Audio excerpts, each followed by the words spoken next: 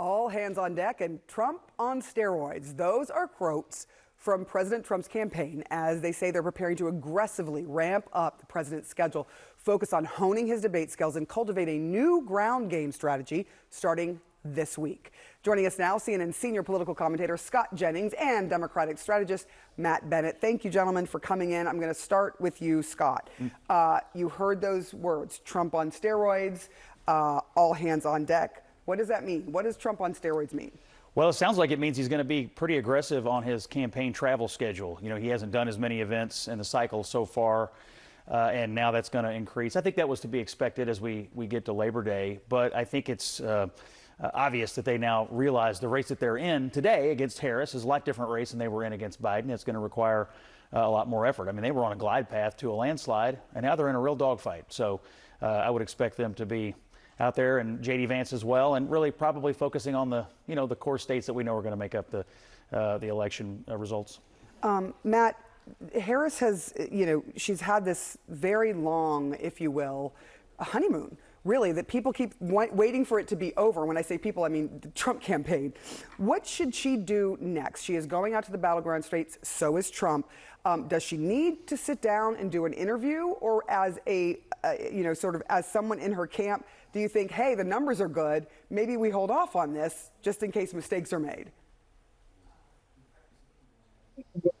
If it ain't broke, you don't want to fix it. But I do think she'll sit for an interview. Every candidate does, and there's no question that she'll do that. She's promised to do so. But I will say this, I'm not sure that this is a honeymoon. I mean, a honeymoon suggests that she's getting some kind of kid glove treatment. She's not. She has not made a mistake in a month, which is an incredible thing.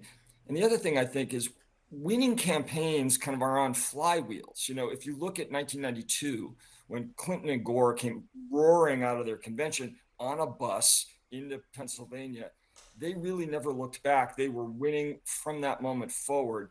That was much earlier in the cycle. That was in July. We're now in late August. So the question is, can Harris maintain all of this? We don't know the answer. She's human. She's likely to make a mistake over the course of the next couple of months.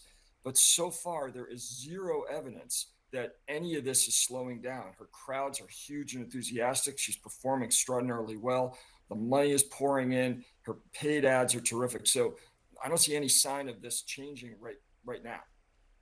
I do want to ask you, Scott, about something that came out from the Trump administration national security advisor, former Lieutenant General H.R. McMaster, has written a book. And in it, it's really a blistering takedown of Donald Trump. He talks about in meetings at the Oval Office where everyone had to be sycophantic.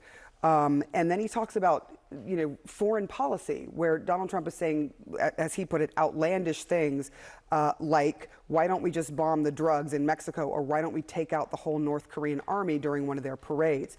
How does Trump defend these allegations by H.R. McMaster, or does he need to?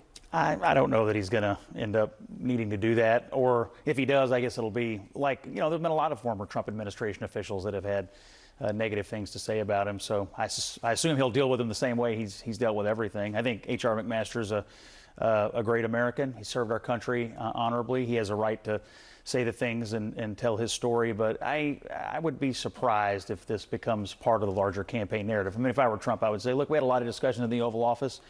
The decisions we made are the decisions we made, and ultimately, I think we did a good job with the country, and I think Biden and Harris have done a bad job. I mean, you could see how you'd pivot out of it. Yeah.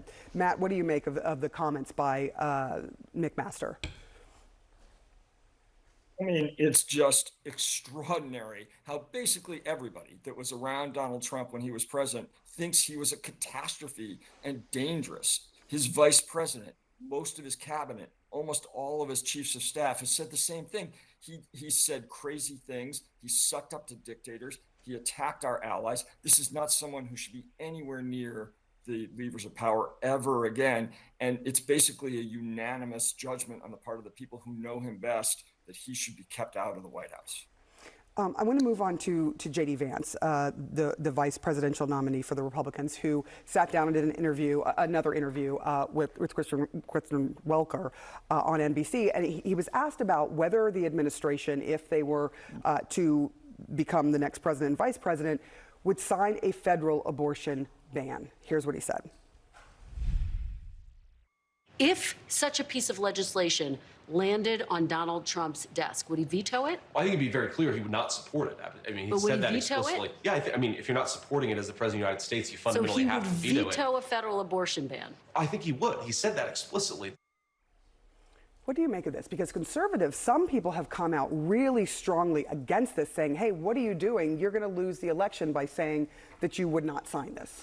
Yeah, well, first of all, the premise of the question is a little fantastical. I mean, there's more of a chance of me sprouting wings and flying around this room than 60 votes in the U.S. Senate for an abortion ban or any kind of more permissive abortion structure. I just don't think the Senate, as closely divided as it is and will be after the election, is going to do that. So the odds of the next president signing anything are almost zero. And that goes for Kamala Harris, too. She's promising to restore. She can, you know. So now the Trump position is actually a very defensible, moderate position. We're going to let the states make their laws. And my position is basically what Ronald Reagan's was. I believe in the three exceptions. I'm pro-life. I think we should have reasonable restrictions. But at the end of the day, the states are going to make their judgments. And oh, by the way, I'm also a strong supporter of IVF. Very defensible, moderate position. This debate about whether a president would sign a ban or not just strikes me as it's sort of a fantasy conversation because the odds of it happening are so infinitesimal. Matt, what did you think about this response from J.D. Vance and the backlash that he is facing a bit from those who feel like they're too moderate, while the rest of the country, obviously in polling, doesn't like the idea of a federal abortion ban? Sarah, I mean, it's clear that Trump is in a box here because his base really does want a ban. They want much more stringent controls on reproductive freedom, whereas most Americans do not. And it is clear that Trump's and Vance's pollsters understand this problem, and they know that this can be a real liability for them. Trump has bragged many times about killing Roe versus Wade by appointing very conservative people to the Supreme Court. We have the receipts on that. There is no, he can't escape that. And Harris has made this a centerpiece of her campaign. You saw that at the convention, certainly in her speech. I think you're going to hear a lot more about this because the things that women and girls are going through in the states that have banned abortion are horrific. They're only going to get worse, and this is going to be a huge issue. Matt Bennett, Scott Jennings, thank you, gentlemen. Appreciate you getting up early after that long DNC Festivus.